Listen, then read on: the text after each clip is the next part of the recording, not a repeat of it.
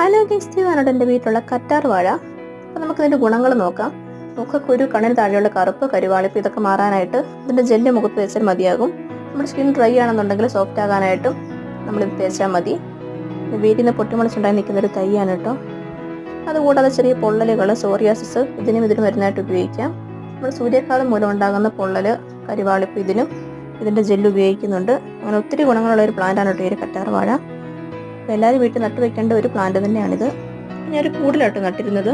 അതിൽ നിന്ന് പൊട്ടിമുളച്ചൊരു ചെറിയ തൈ ഉണ്ടായി നിൽക്കുന്നുണ്ട്. ഇനിയിപ്പോൾ നിൽക്കാനുള്ള സ്പേസ് ഇല്ല ഇതിൽ. വേറെ പൊട്ടിമുളച്ച് കഴിഞ്ഞാൽ ഇതിന് വളരാനുള്ളൊരു സ്പേസ് ഇല്ലാത്തതുകൊണ്ട് മാറ്റി നടാനുള്ള സമയമായിട്ടുണ്ട്. വലിയ ചെടിച്ചട്ടി പോലത്തേക്ക് ഉണ്ടെങ്കിൽ നമുക്ക് അതിലേക്ക് മാറ്റി നടാം. ഇവിടെ അങ്ങനെയൊന്നും ഇല്ലാത്തതുകൊണ്ട് ഇത് മണ്ണിലേക്കാട്ടോ മാറ്റി നട്ടിരിക്കുന്നത്. ഇപ്പോൾ വേറെ അങ്ങനെ ഉണ്ടായി വന്നാലും നിൽക്കാനുള്ളൊരു സ്പേസ് ഉണ്ടല്ലോ. അപ്പോൾ ഞാനത് മാറ്റി നട്ടിട്ടുണ്ട് കേട്ടോ. അപ്പോൾ ആരൊക്കെ വീട്ടിലതുണ്ടെന്നൊക്കെ ഒന്ന് കമൻറ്റ് ചെയ്യണേ. നിങ്ങൾക്കറിയുന്ന ഗുണങ്ങളും നിങ്ങളൊന്ന് കമൻറ്റ് ചെയ്യുക കേട്ടോ. അപ്പോൾ ഒത്തിരി ഗുണങ്ങളുള്ളൊരു പ്ലാന്റാണ്. എല്ലാവരും വീട്ടിൽ നട്ടു വയ്ക്കേണ്ട ഒരു പ്ലാന്റ് തന്നെയാണ് കേട്ടോ.